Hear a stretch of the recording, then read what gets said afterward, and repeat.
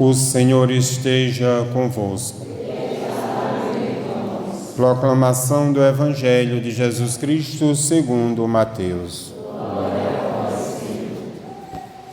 Livro da origem de Jesus Cristo, filho de Davi, filho de Abraão. Abraão gerou Isaque, Isaque gerou Jacó. Jacó gerou Judá e seus irmãos. Judá gerou Farés e Zara, cuja mãe era Tamar. Pérez gerou Eirom.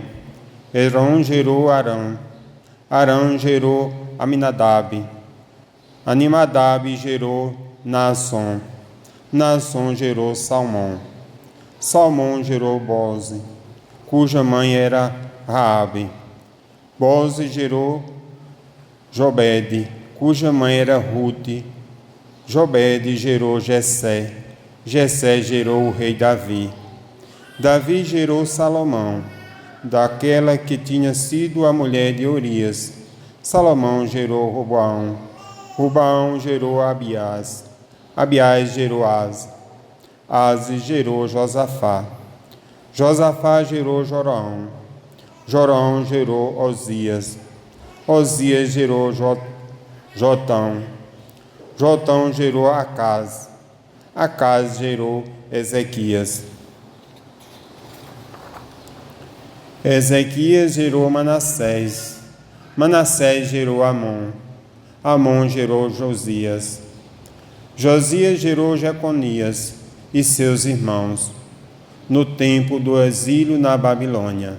Depois do exílio na Babilônia, Jeconias gerou Salatiel. Salatiel gerou Zorobabel. Zorobabel gerou Abiúde. Abiúde gerou Eliaquim. Eliaquim gerou Arão.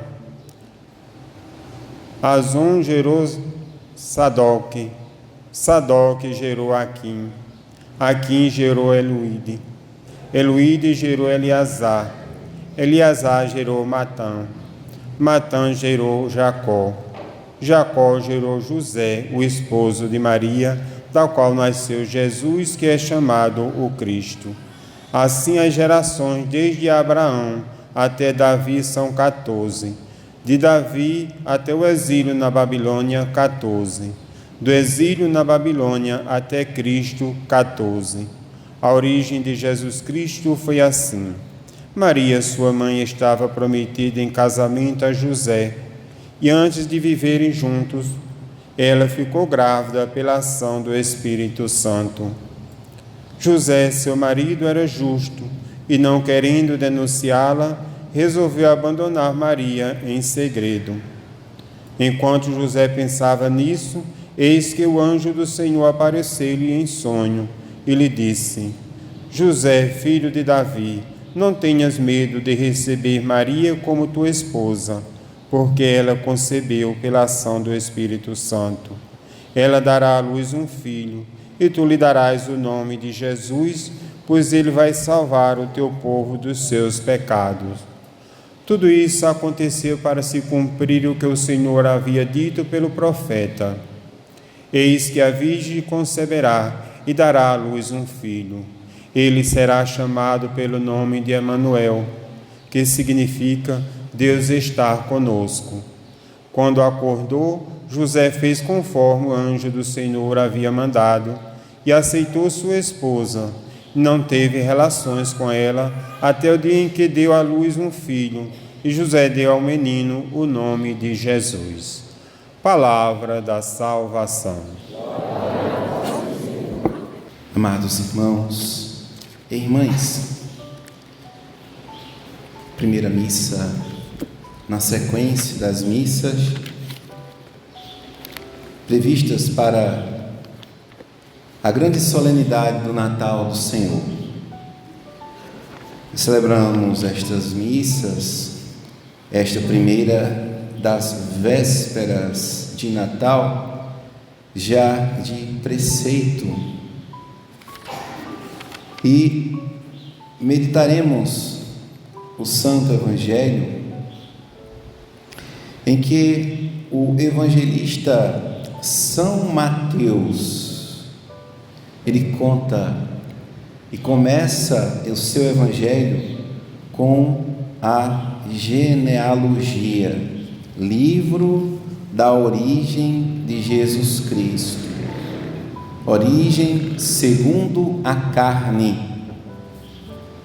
Por esse motivo, Mateus ele tem uma representação, como os outros evangelistas. O símbolo que representa o evangelho de São Mateus é o homem, um homem.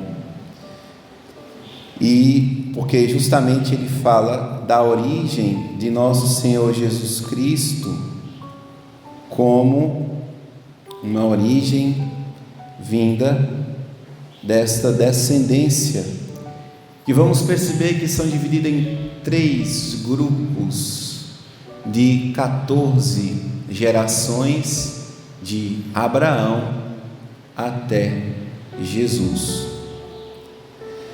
Os outros evangelistas, apenas para lembrar e a título de informação mesmo, né? Então, Lucas é representado por um boi, porque ele está relacionado ao sacerdócio de Zacarias, que oferecia animais em sacrifício para mostrar o sacerdócio de nosso Senhor Jesus Cristo. Marcos, ele é representado por um leão, porque ele inicia com a pregação de São João Batista, também falando do princípio e da origem de Jesus. E João Batista era aquele que bradava no deserto, e que João, ele é representado por uma águia, porque o Evangelho de João mostra as alturas do Verbo eterno, a eternidade. No princípio era o Verbo. Então aqui fica representado, amados irmãos e irmãs, os 4 evangelhos. Essas 3 gerações, o que podemos mais falar sobre elas? A gente vai ver que é bem resumido, né? Essas missas, a missa solene tanto do Natal como a missa da Páscoa, ela trata de resumir toda a história, né, da salvação. Muitos símbolos. Daqui a pouco, na próxima missa, nós vamos cantar a Calenda de Natal, que vai falar que é a próxima Eucaristia, que vamos celebrar lá daqui no outro horário, né? Vamos proclamar, que o missal traz belíssimamente, que é de grande tradição. E este grupo de 3 gerações mostra aquilo que de fato é nosso Senhor Jesus Cristo. A primeira geração governada por reis. O óleo do crisma que Heitor vai ser ungido é este sinal. Ele é ungido com óleo e recorda a natureza de nosso Senhor Jesus Cristo, a natureza real. Durante 14 gerações, o povo hebreu, o povo antigo, foi governado por reis. Acabou o tempo dos reis, veio o tempo de quê, amados? Quem lê a Bíblia, diga eu. Quem lê a Bíblia, diga eu. Depois dos reis vem quem? Os Virgem Maria. Vamos lá, minha gente, força, coragem, ânimo. Profetas, segundo o significado do óleo do crisma que Heitor vai receber hoje. Tempo governado pelos profetas, que orientavam também os reis segundo os desígnios divinos. Nada escapava aos profetas. A vontade de Deus foi sendo instaurada em toda a história das Sagradas Escrituras. É a dimensão profética de nosso Senhor Jesus Cristo. E o terceiro tempo da geração, que vai ter mais 14 gerações, como nós vamos ouvir no Evangelho de hoje, é o tempo dos sacerdotes, profetas, reis, profetas e sacerdotes. Uns vão ser reis e profetas também, outros profetas vão ser também sacerdotes. E hoje recordamos, por exemplo, como o Evangelho de Mateus, de Lucas, recorda a imagem de um homem, de um boi, mostra que Zacarias, como sacerdote, era aquele que oferecia no templo o sacrifício. Isto em Lucas. Então, um pouco, amados, de nós nos orientarmos a respeito desta primeira Eucaristia que celebramos no Natal. Por fim, o evangelista ele vai resumir as gerações, como nós vimos na junção entre as duas proclamações do Evangelho, que significa assim, as gerações desde Abraão até Davi são 14, de Davi até o exílio da Babilônia, onde há um hiato nesse intervalo por causa do exílio, e do exílio até Cristo são 14. O que importa, amados, é que há um fio que conecta a natureza de nosso Senhor Jesus Cristo, que Jesus ele não nasce. Eu tenho uma leve impressão que as pessoas pensam que nosso Senhor é uma inteligência artificial, ou que nosso Senhor foi uma estrela, ou um alienígena, como o Superman, que caiu do céu na terra. E isso, de fato, na história da igreja foi causa de muitas heresias, por não reconhecerem a natureza de nosso Senhor Jesus Cristo, unigênito segundo a sua natureza divina, sua substância divina, que se une perfeitamente numa união hipostática. Padre, o que significa isto? Hipóstase, amados, vem do grego, que significa uma união perfeita entre a natureza divina de nosso Senhor Jesus Cristo com a natureza humana, e isto aconteceu no seio virginal de Nossa Senhora. Então, houve muitas, não foram poucas as heresias, e sempre todas em relação a não se aceitar Jesus como verdadeiro homem, por ser Deus, ou como verdadeiro Deus, por ser homem. E aqui está a grande crise de que alguns católicos se encontram meio que perdidos no meio da igreja, porque não conseguem compreender que esta união hipostática do Deus divino, o Deus, a sua divindade, com a humanidade, aproveitando-se da carne da Virgem Maria como providência para que, sendo de uma linhagem davídica, desta linhagem davídica, então Jesus ele veio para restaurar a humanidade perdida por causa do pecado, se utilizando justamente de tantos nomes como nós ouvimos hoje no Evangelho, com alguns com seus significados que são importantíssimos para a gente entender que as virtudes destes homens eram o próprio Cristo que estava sendo preparado para hoje conosco está.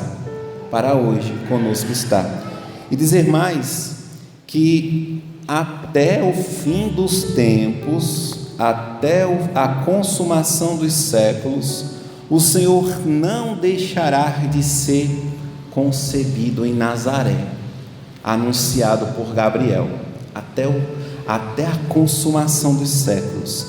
Ele não deixará de nascer na casa do pão, Belém, porque ele mesmo quis ser o pão que veio do céu, Jesus.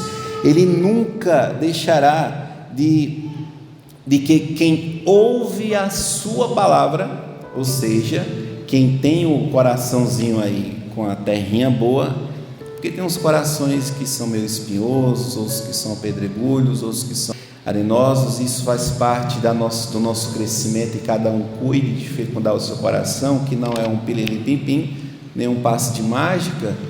Esses que ouvem a palavra de Deus, fará do seu coração uma manjedoura para Jesus, e todos os dias Jesus será concebido no ventre virginal de Maria Santíssima, gerado no batismo, concebido no ventre virginal de Maria, gerado no batismo.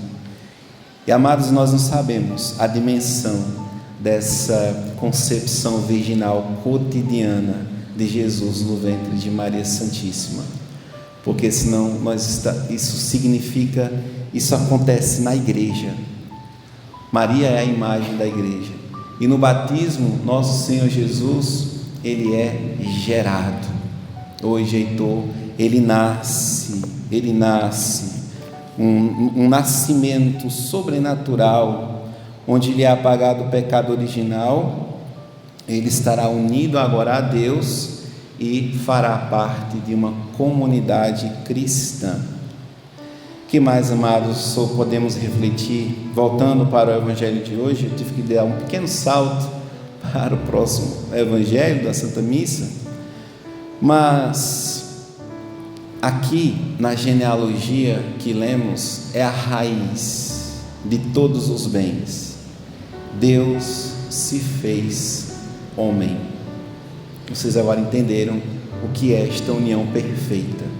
Deus se fez homem. Aqui está a raiz, a origem de todos os bens.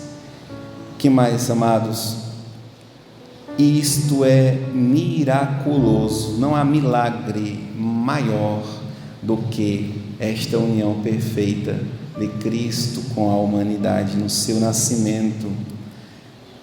Se dignou nascer de uma mulher, e também de ter feito parte dos seus progenitores originais, Davi e Abraão, do qual descendeu um pai adotivo, que por causa da Virgem Maria se uniu neste grande mistério do Natal do Senhor.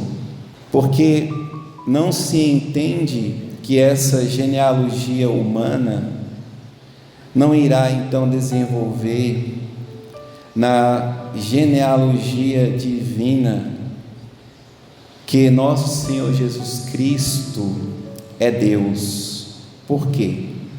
Porque a interpretação, amados, ela é errada.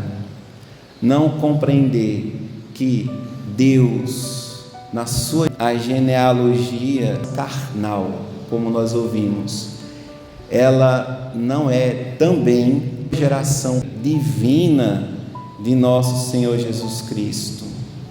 É tão bom ser católico, como é bom, amado, ser católico e compreender este grande mistério do Natal, do nascimento do Senhor. Como é bom ser católico, de não inventar espiritualismos, malabarismos interpretativos da Bíblia, ir para lá, vir para cá e retirar a humanidade de Cristo, rejeitando a sua Mãe Santíssima Virgem Maria. Como pode? Que loucura! Nosso Senhor, ele não é um alienígena, e nem nasceu de uma incubadora, nem foi uma inseminação, nem existe nem isso, né? Uma inseminação artificial, uma barriga de aluguel. e que nosso Senhor Jesus tomou apenas a barriga da Virgem Santíssima, de Maria Santíssima, e não compreender este nascimento escondido de Jesus em Belém.